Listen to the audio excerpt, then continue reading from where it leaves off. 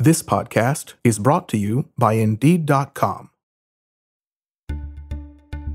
Hey everyone, I'm Kristen Holmes, CNN national correspondent in for David Chalian, and this is the CNN Political Briefing. Here's what you need to know in politics for Friday, October 15th. To pack or not to pack? And we're not talking about the holidays, we're talking about the Supreme Court. And even the White House commission tasked with answering that question isn't sure. So back in April, President Joe Biden puts together a commission to take a close look at the Supreme Court. And yesterday they released draft materials of their findings so far. Now, before we go into what that commission is doing and what they're so far recommending, let's talk about why this is even a thing. And if you're dying to know what they said and know the context already, just skip ahead a few minutes. So the Supreme Court, as it stands now, is skewed conservative, 6-3. President Trump confirmed 3 conservative justices during his term, and Democrats and liberals obviously found this very concerning when it comes to abortion rights and gun rights, among other things. So those on the left have been voicing for a while that more justices should be added to the court. And obviously, in this case, with a Democratic president, they would be liberal justices. This is a term that critics call court packing. So court packing was a big question on the 2020 campaign trail, and a question then candidate Joe Biden really skirted around, which frustrated a lot of Democrats. Instead of siding with liberals completely, Biden promised this instead on CBS 60 Minutes last October. If elected, what I will do is I'll put together a national commission bipartisan commission of scholars, constitutional scholars, Democrats, Republicans, liberal, conservative. And I will ask them to, over 180 days, come back to me with recommendations as to how to reform the court system, because it's getting out of whack, the way in which it's being handled.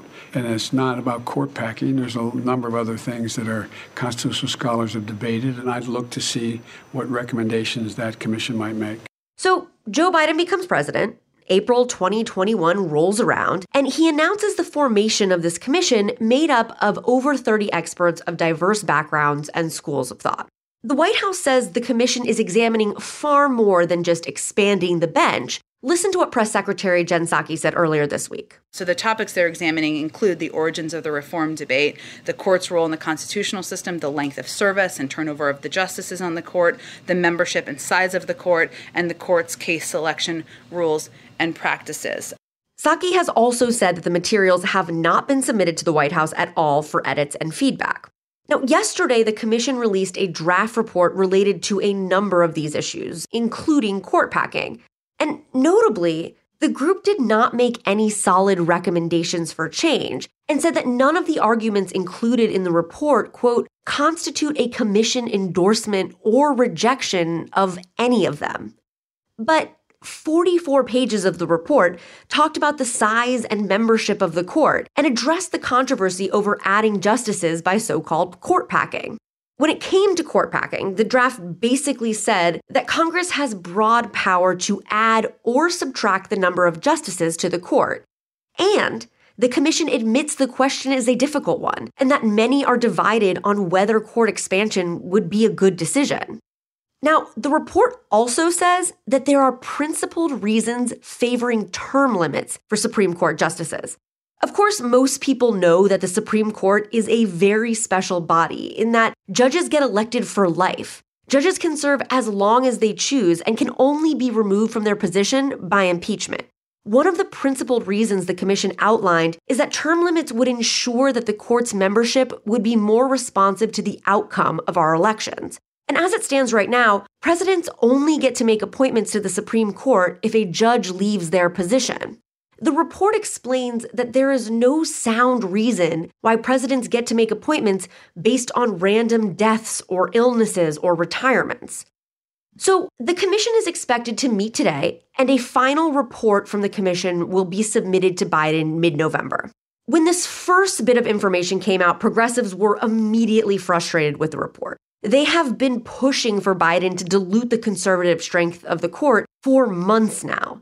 A lot of Democrats are also frustrated with liberal Justice Stephen Breyer. He's been on the court for 27 years, and he won't say whether or not he'll retire while there's still a Democratic president in the White House and Democrats control the House and Senate. CNN's Joan Biskupic sat down with Breyer recently, and here's their exchange when she asked if it bothers him that Democrats feel this way. And he pulled out his copy of the Constitution, as one does, and said this. And every day I see this in this document, but number one, it's called freedom of speech.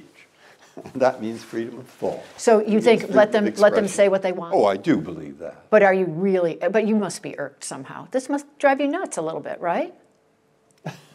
If you can't, I mean, please. Was that...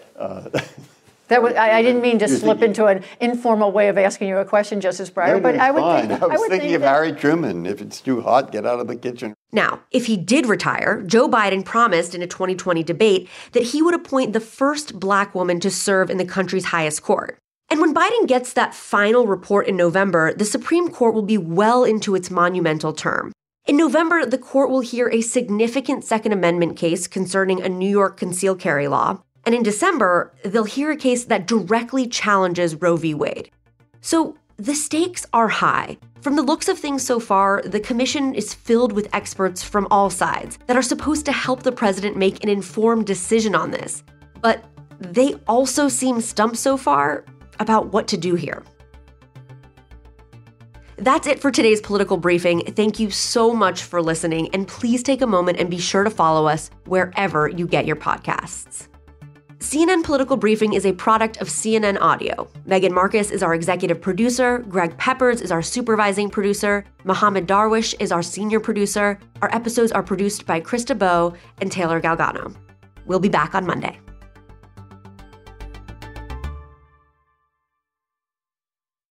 If you're using anything other than Indeed for your hiring, you're wasting your time. Hire great people faster with Indeed. Indeed.com helps you find quality candidates instantly with Indeed Instant Match. Indeed searches through the millions of resumes in their database to help show you great candidates instantly. Get started right now with a free $75 credit to upgrade your job post at Indeed.com/CNN. That's Indeed.com/CNN. Offer valid through March 31st. Terms and conditions apply.